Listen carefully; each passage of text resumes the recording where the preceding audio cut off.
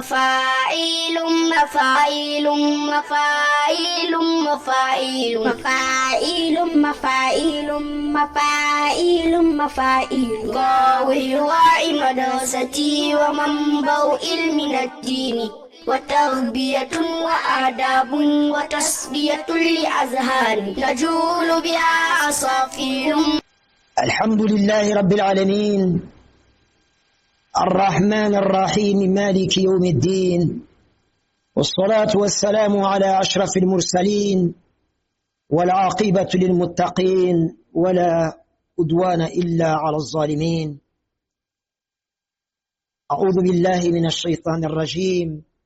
ولا تحسبن الذين قتلوا في سبيل الله أمواتا بل أحياء عند ربهم يرزقون.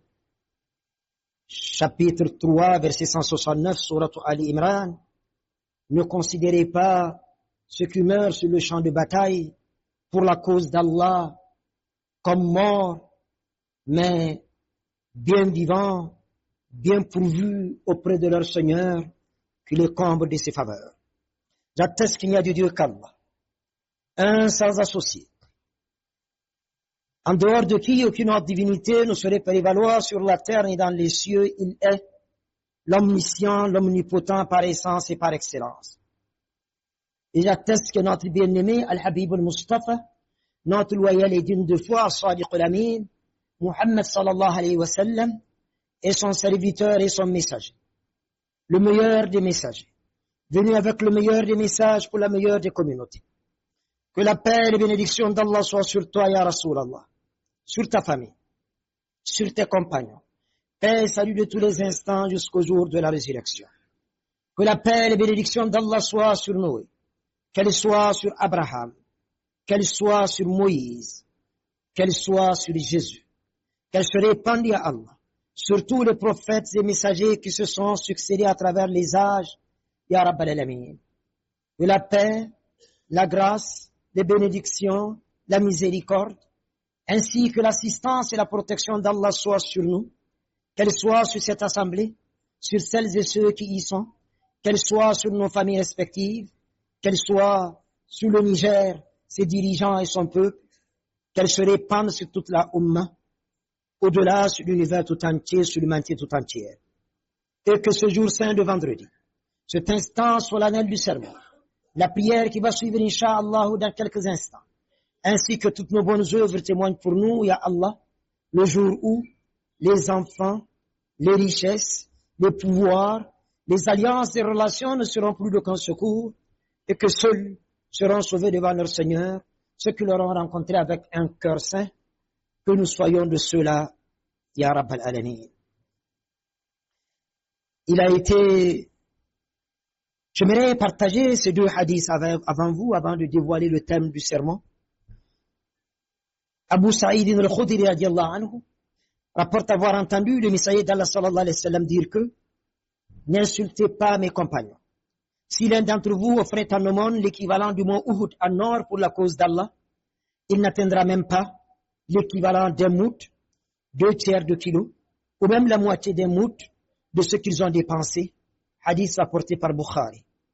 Anas ibn Malik radiyallahu anhu rapporte avoir entendu le messager d'Allah sallallahu alayhi wa sallam dire que ô musulmans, si vous adorez Allah jusqu'à ce que vous deveniez comme des arcs cintrés, si vous jeûnez jusqu'à ce que vous ressembliez à des épieux, et si vous vous adonnez à la prière jusqu'à ce que vous ratiez la caravane, puis vous détestez l'un de mes 10 compagnons, c'est dix-là qui ont eu la bonne nouvelle du paradis, sous-entendu, Allah vous jettera dans le feu sur vos nez. Fin de citation. Il est justement question aujourd'hui, dans ce sermon porté à votre méditation, la mienne la première, d'un compagnon de notre bien-aimé. Et quel compagnon? Il s'agit du martyr du Mihrab. Qui est-il? Pourquoi a-t-il été assassiné? Comment a-t-il été assassiné? Où a-t-il été assassiné? Qui l'a assassiné? Le temps, la prière du Fajr. Le lieu, la mosquée de notre bien-aimé Muhammad sallallahu alayhi wa sallam à Médine. Toutes les mosquées du Niger, et même au-delà, pour les amis du Niger, pour celles et ceux qui souhaiteraient nous accompagner, de prier en ce vendredi saint, de prier demain samedi, de continuer à prier, de continuer à garder les mains levées pour la paix, la prospérité, la cohésion sociale, l'unité, la fraternité, ici, chez nous au Niger. Et ces vœux que nous souhaitons pour notre cher pays, le Niger, nous les souhaitons également pour le reste du monde.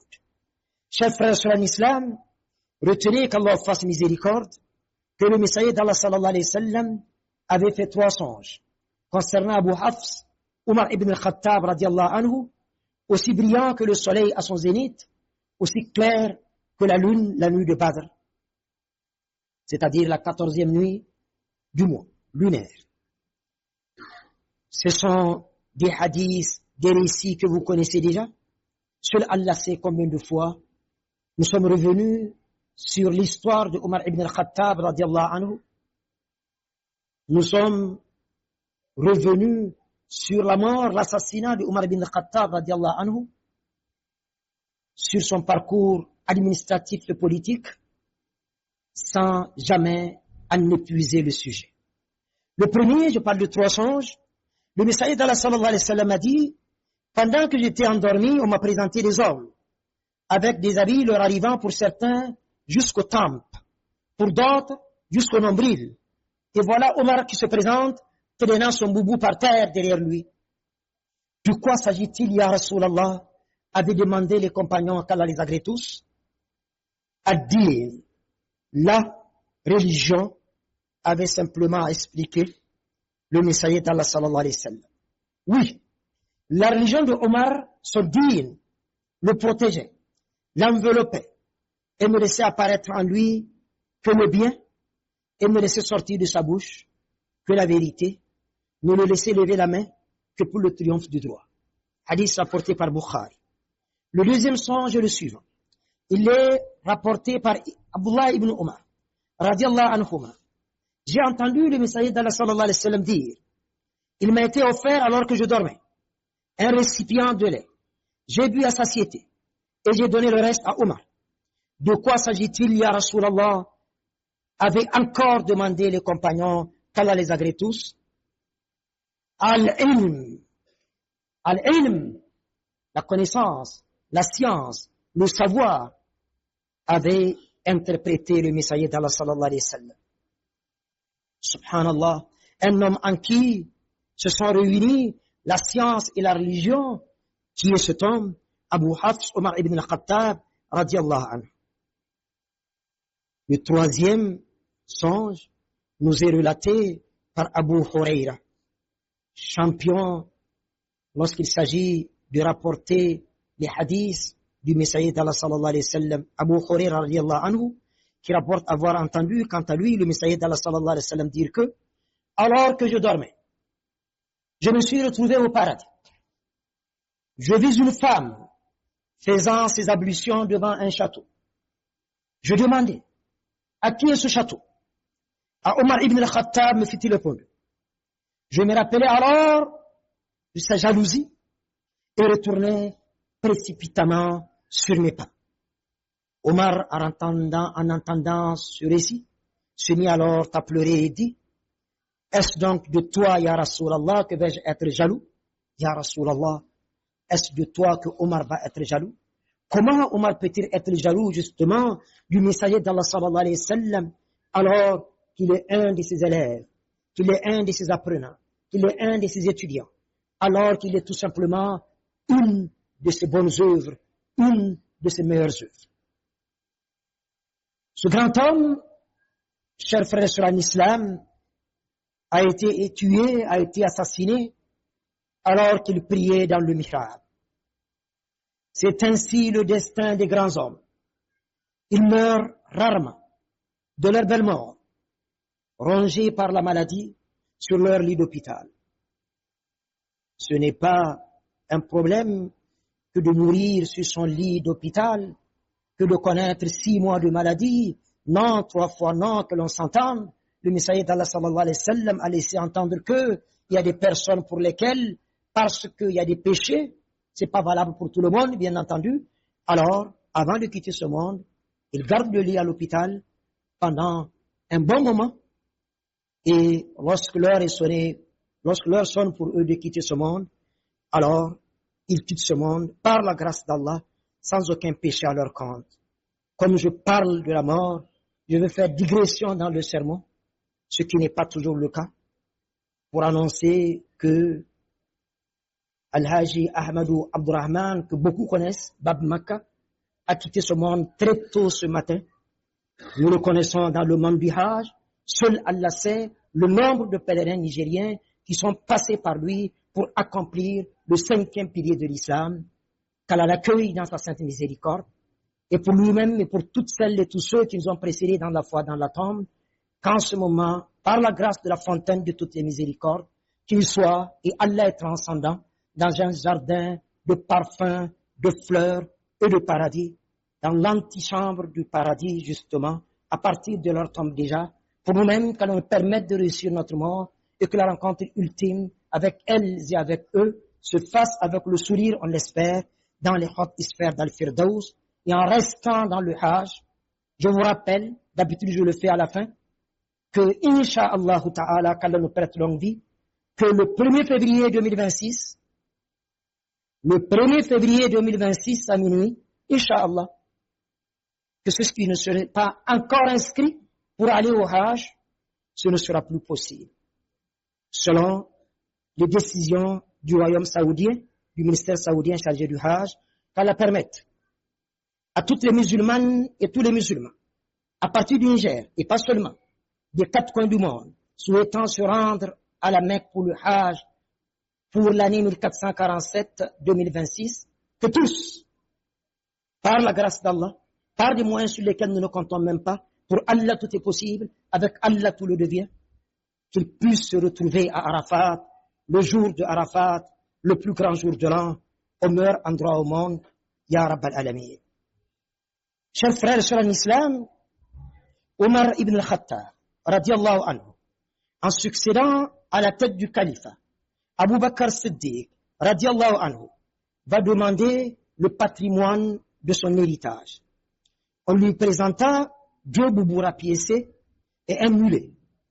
Omar radiallahu anhu tomba en pleurs et dit, tu vas éprouver, ya Abu Bakr, oh Abu Bakr, tu vas éprouver les califes après toi, les dirigeants après toi, les détenteurs du pouvoir et du commandement après toi. Nous avons vu à une autre occasion, chers frères et sœurs en islam, que le messager d'Allah sallallahu alayhi wa sallam n'a laissé, en quittant ce monde, que sa mule blanche, ses armes et un lopin de terre qu'il a offert en charité. Il avait le monde à ses pieds, pas un dinar à son nom. Au coucher du soleil, du soir où il a rendu l'âme, il n'y avait pas à préparer chez lui. Pas de château, pas de comptes en banque dans des paradis fiscaux à l'autre bout du monde, pas de voitures de luxe haut de gamme, pas de ceci, pas de cela, et la liste est longue. Ya subhanallah. Aujourd'hui, comble de l'absurde, on construit, c'est ces gens-là, dont on déplore pourtant la putréfaction morale de leur société. On détourne ici chez nous l'argent des pauvres, des contribuables, pour aller les cacher là-bas, chez eux. Et parfois, c'est pour ne jamais les retrouver. On en a vu des cas. On envoie nos enfants étudier chez eux, c'est pas un problème en soi. Le messager d'Allah sallallahu alayhi wa sallam dit d'aller chercher le savoir, ne serait-ce qu'aux confins de la Chine. On se fait soigner chez eux pour revenir mourir chez nous quand on ne nous ramène pas dans un cercueil. Nos femmes vont accoucher chez eux pour que nos enfants aient la nationalité de chez eux. Ya subhanallah. Et on veut curieusement que ça marche chez nous, que Dieu nous vienne en aide. Inna Allah la yughayyiru ma biqawmin hatta yughayyiru ma bi anfusihim. Allah nous interpelle dans la glorieuse révélation. Il dit qu'il ne changera pas l'ordre social d'un peuple tant que ce peuple n'aura pas changé ce qu'il a en lui. À sa prise de fonction à la tête du califat, Omar radiallahu anhu prononça un discours dans lequel il va dévoiler les grandes lignes de sa politique générale. Le monde musulman émerveillé se demandait comment Omar pourrait respecter autant d'engagements, tenir autant de promesses, finir autant de chantiers. Et pourtant, Médine dort, la capitale de l'islam. Omar reste éveillé. Médine est rassasié. Omar a faim. Les hommes se reposent. Omar pas. Quand la capitale dort, justement, Omar sort seul, parfois accompagné d'un de ses domestiques ou d'un de ses amis, et assez souvent seul, dans les rues de Médine. Peut-être trouvera-t-il un faible à aider, un pauvre à épauler, un vicieux à corriger. Il dit ne pas trouver le sommeil la nuit, de peur qu'Allah ne lui demande des comptes pour un berger qui aurait égaré ses moutons sur les bords du Tigre et de l'Euphrate en Irak, pendant que lui, Omar ibn al-Khattab, président de la République de l'Islam, est en train de dormir à Médine. À une autre occasion, il a laissé entendre qu'il craint avoir à rendre compte pour un mulet qui se serait fracassé la patte en dévalant une montagne en Irak pour simplement n'avoir pas pris le soin de paver cet endroit. Rendre compte aussi bien pour les hommes, pour la faune, pour la flore, pour l'environnement.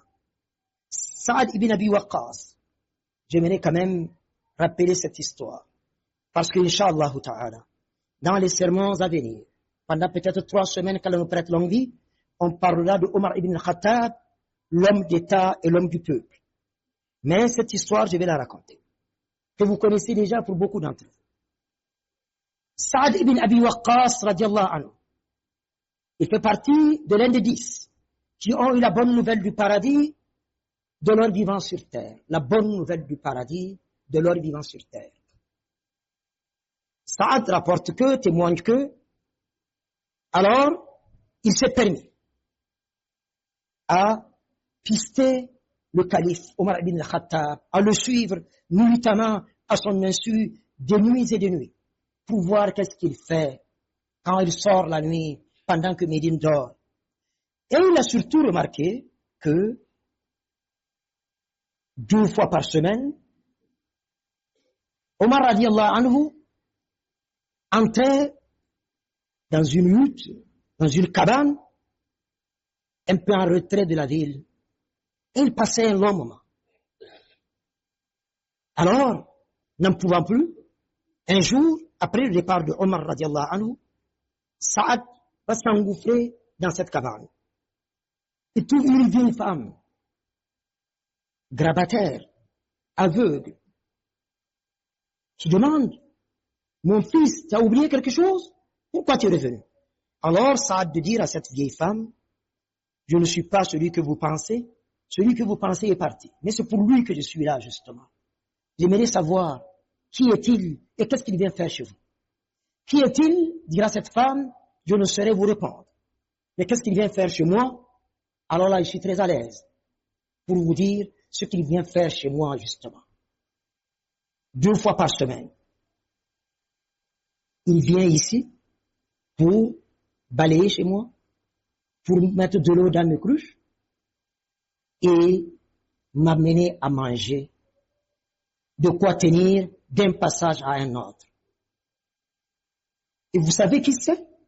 Cette femme répondra, c'est pas faute de lui avoir demandé.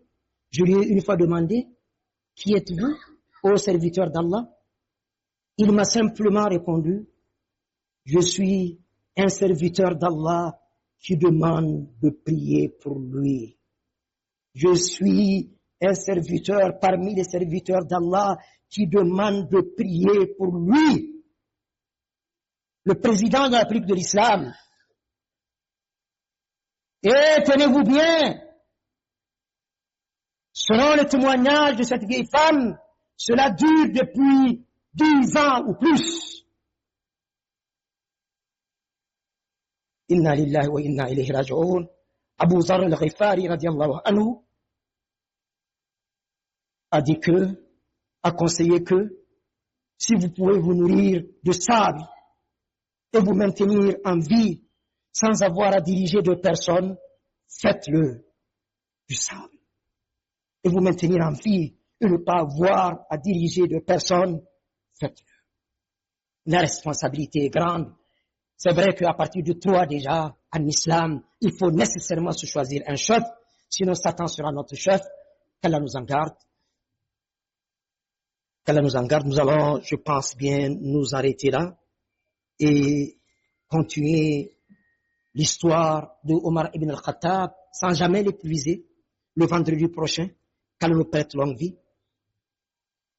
Qu'Allah, dans sa grâce infinie, dans sa miséricorde infinie, dans sa bonté infinie, nous sommes en période d'hivernage. Les pluies ont commencé. Qu'Allah fasse que ces pluies soient abondantes, bienfaisantes et salvatrices. Qu'elles soient une bénédiction et non une punition pour nous, Ya Rabbal Alamin. Tu es plein de miséricorde. Mets ta baraka, Ya Allah, dans tout ce qui peut sortir de terre et qui peut nous être profitable, afin que nos récoltes nous permettent à chaque fois de tenir jusqu'à d'autres récoltes et même au-delà, sans que nous soyons obligés de tendre la main à l'étranger et parfois à quel prix pour nous nourrir. Seigneur, tu es plein de miséricorde, mets-nous au large de la miséricorde d'un autre que toi. Tu es le plus miséricordieux d'entre les miséricordieux. Tu es la fontaine de toutes les miséricordes. Tu es Arhamur Rahimin. Aussi bien pour notre subsistance, pour notre nourriture, on dit que qui tient ton ventre te tient, mais également pour tout le reste, pour l'énergie que nous consommons, pour tout le reste, Ya Allah. Permets-nous d'être indépendants. Et que ce soit nous qui offrions aux autres, et non nous qui attendions des autres. Avec toi, Ya Allah, tout est possible. Avec toi, tout le devient. Permets aux armes de se taire, Ya Allah. Permets aux hommes de faire taire les armes. Ici au Niger et partout à travers la terre, tu es As-Salam, de toi vient la paix, à toi retourne la paix, tu es la paix par essence et par excellence. Permets-nous de gagner toutes les guerres par la paix, autour d'une petite table de négociation, une petite plume, une petite signature, un petit tampon, et non sur le terrain des opérations militaires, les chars mobilisés, les canons dressés, les bombes larguées, les mines enterrées, que sais-je encore. Permets-nous de gagner toutes les guerres par la paix, et que règne ici au Niger, et partout à travers la terre, et pour toujours. Priez pour le bien-aimé, Muhammad sallallahu alayhi wa sallam, prière sans laquelle aucune invocation ne montera au ciel. اللهم صل على محمد وعلى آل محمد كما صليت على إبراهيم وعلى آل إبراهيم اللهم بارك على محمد وعلى آل محمد كما باركت على إبراهيم وعلى آل إبراهيم في العالمين إنك حميد مجيد اللهم ربنا لا تفرق جمعنا هذا إلا بذنب مغفور وسعي مشكور وعمل صالح مبرور وتجارة لن تبور آمنا في أوطاننا ول أمورنا خيارنا ولا تولي أمورنا شرارنا اللهم اعز الاسلام والمسلمين واذل الشرك والمشركين دمر اعداء الدين واجعل يا ربنا اللهم هذا البلد امنا مطمئنا هذا البلد امنا مطمئنا هذا البلد امنا مطمئنا رخاء وسائر بلاد المسلمين وسائر بلدان العالم يا رب العالمين وصلي وسلم وبارك اللهم على محمد واله الطاهرين وارض اللهم عن الخلفاء الراشدين بقية صحابة نبيك أجمعين وعن التابعين وتابع التابعين والتابعين لهم بإحسان إلى يوم الدين وعنا معهم أجمعين بمنك وكرمك يا رحمن يا رحيم